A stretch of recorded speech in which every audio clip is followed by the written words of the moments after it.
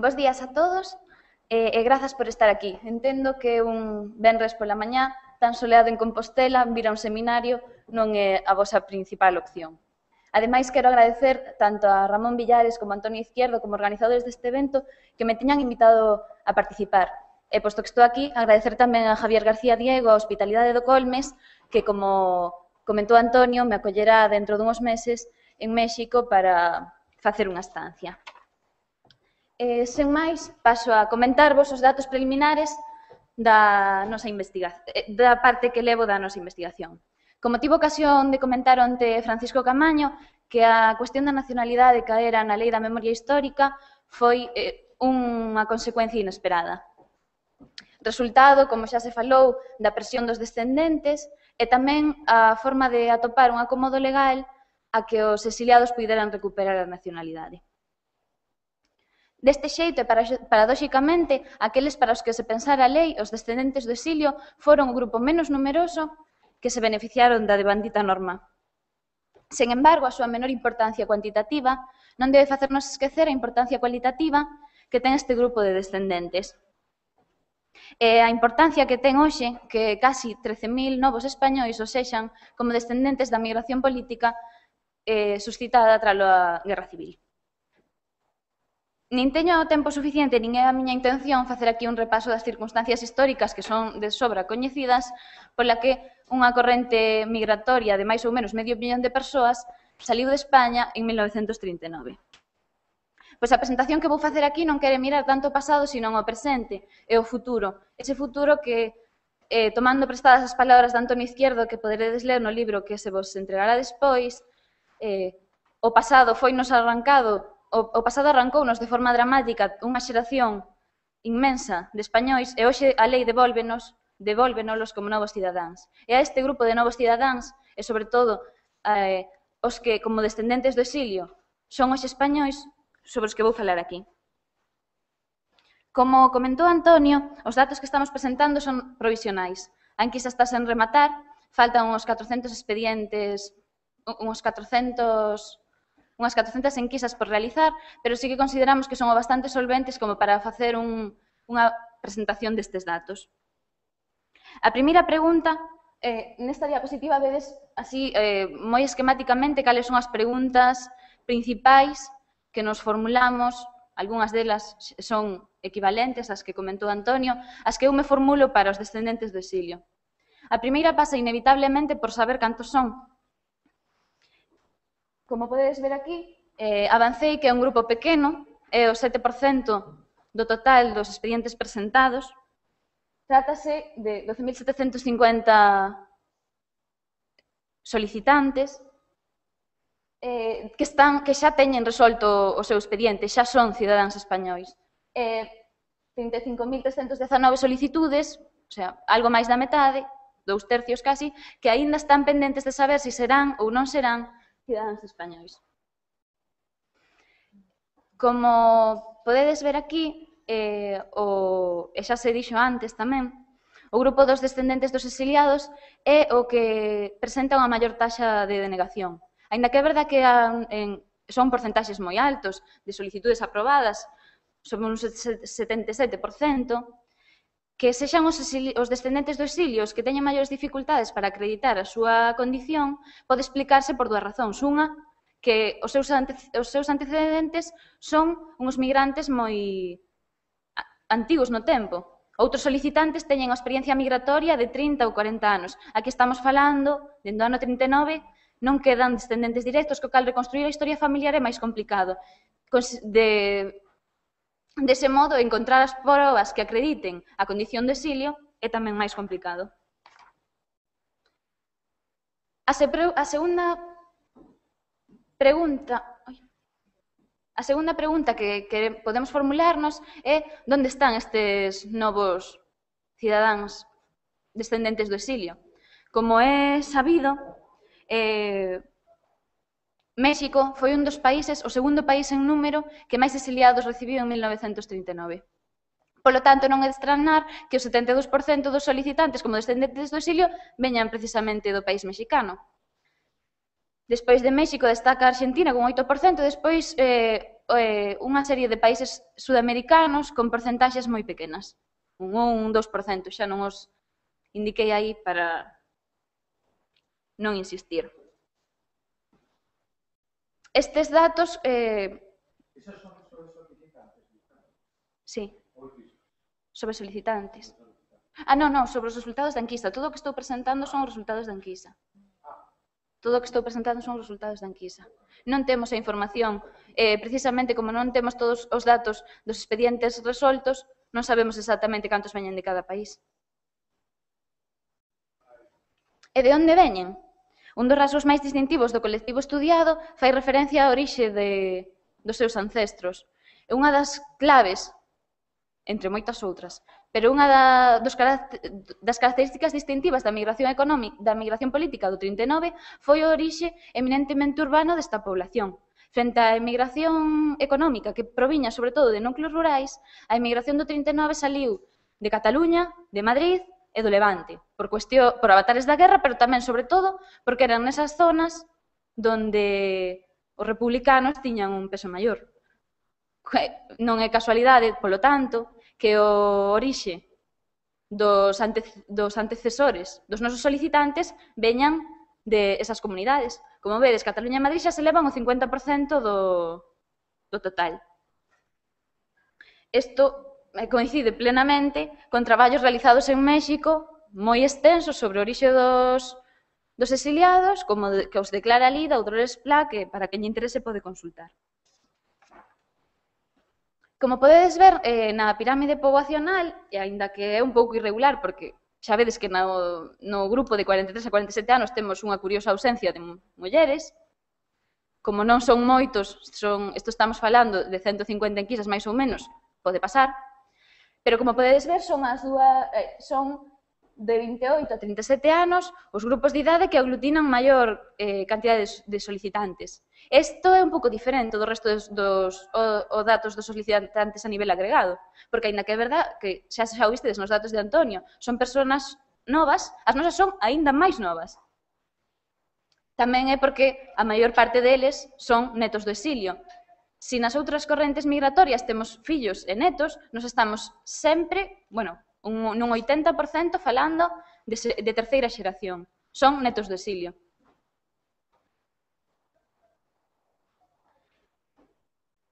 Nesta gráfica quixen mostrar, darvos unhas pinceladas de outras características sociodemográficas que nos axuden a entender como son os novos españois que se acolleron a solicitude como descendentes do exilio. Como podedes ver, teñen un nivel educativo altísimo, de feito son da mostra total os que teñen un nivel máis elevado, máis, se sumades os porcentaxes, máis dun 90% teñen estudios universitarios, medios, altos ou doutoramento. Iso é unha barbaridade, é unha porcentaxe altísima. Personas con estudios secundarios nin siquiera hai. No que respecta á súa situación familiar, algo máis da metade están casados ou viven en parella. E aínda que a nivel global teñen fillos o 58%, entre 2 e 3, teñen unha natalidade de media bastante alta, é verdad que entre o grupo máis numeroso, o noso, que é o de menores de 42, non os ten o 70%. No que fai referencia á súa situación laboral, en contra do que se podería supoñer, partindo desa hipótese, que xa anticipamos que era equivocada, de que querían vir a España, a maior parte deles, o 83% traballa. Hai apenas un 3%, ni siquiera chega ben a un 3% de persoas que están en paro. Sería discutible se as situacións laborales son as óptimas ou as que les desexan, ou, como dixo Antonio, se teñen interés de vir para mellorar profesionalmente ou para coñecer outros horizontes. É un aspecto que non podemos obviar da importancia desta nova xeración de españois, que xa se falou algo onte, teño vos que recoñecer que a min me interesa moito, é que van poder votar. Por isto, saber como e a quen votan é pertinente. E interesanos tamén saber se os descendentes do exilio son diferentes aos demais. Votan de forma diferente? Houbo algo, heredaron algo desa memoria republicana que se manifeste no seu voto nas eleccións? O primeiro que pode chamar a atención ao preguntar por cuestións políticas é o grado de participación, que, aínda que a priori pode vos parecer escaso, trátase dun 20%, é moi elevado. Se temos en conta as últimas eleccións, o voto exterior supuxo, só foi do 10% do colectivo de residentes no exterior. Houve unha baixada tremenda nas eleccións de 2011, partiu por máis da metade do que estaban acostumados a votar no exterior. Entón, en 2011, os nosos descendentes votaron nun 20%, o dobre do que votaron o resto da colectividade española no exterior. Isto explícase, este descenso moi grande nas cifras, explícase porque se endureceron os requisitos para poder votar no exterior, e, bueno, cando os custos son moi elevados, a xente pode optar por non votar. Votaron o 20%, pero que máis? Dicen, se sumamos os que votaron e os que dicen que quixeran ter votado, pero non tiñan idade, ou o seu expediente non estaba resolto naquel momento, chegamos a un 50% de persoas que querían votar. De todos modos, é verdade que unha cousa é o que se dice que se quere facer e outra cousa é o que se quere facer. Entón, igual, aínda cando as eleccións, a participación non é tan elevada como suxiren os datos. Se na primeira fase desta investigación xa se entrevía que era o Partido Socialista o que sacaba máis rédito a ter lle otorgada a nacionalidade aos descendentes dos españois, os datos da enquisa non fan máis que comprobar esta hipótese. Como podedes ver aí, estes datos fan só referencia aos exiliados, son semellantes aos dos demais, suben un 10% a taxa xeral, un 70% dos descendentes decantáronse por votar o PSOE socialista. Cuestións, é verdade que pesou moito o voto de gratitude, eso viuse na fase de cualitativo, poderán explicar mellor que a min as miñas compañeiras Raquel e Monse, pero tamén consideramos que este peso de voto de gratitude vai se diluindo no tempo. Así o apuntan os datos cando se lles pregunta por que, a quen votarían, non, a que partidos se sinten máis cercanos a día de hoxe. Ante esta pregunta, o apoio ao Partido Socialista redúcese un 20%. Ademais, habería que ver que votaban hoxe, porque, como vos dixo onte Ramón Villares, na ciencia política hai un lugar común en que o voto exterior se decanta moito pola acción gobernante, o sea, é a máxima de quen convoca gaña. Se convoca o PSOE, gaña o PSOE. É posible que as eleccións de 2011 estábamos aí nesa fase de tránsito, será interesante ver que pasa nas próximas eleccións. O que máis chama a atención é, se lles preguntamos por que votaron o PSOE, é que hai un 25% deles que recoñecen que é unha tradición ideolóxica na familia. Un 25% pode non parecer moito, pero é que cando lles preguntamos o total dos solicitantes, só hai un 5% que admite esta razón, e dicen que é por cuestións personales ou, como decía, por gratitude. Pero un 25% parece que sí que tal vez foi quen de manter a memoria republicana entre os seus. Chegados a este punto, que é como a pregunta do millón, non? Que cabería preguntarnos por que queren ser españois? E perdoade se a pregunta soa demasiado simple, pero no fondo esa é a pregunta. E xa teño que anticiparos que non sei a resposta, porque se soupera a miña tese non tiña moito sentido. Podía deixalo aquí. Así que podemos divagar se se trata dunha cuestión de reparación histórica, se é unha cuestión de identidade, se é unha cuestión de oportunidade, como onte Francisco Camaño casi dixo, solo o único que querían era un pasaporte. E é difícil, moi difícil medir exactamente, porque queren vir é arriscado e casi diría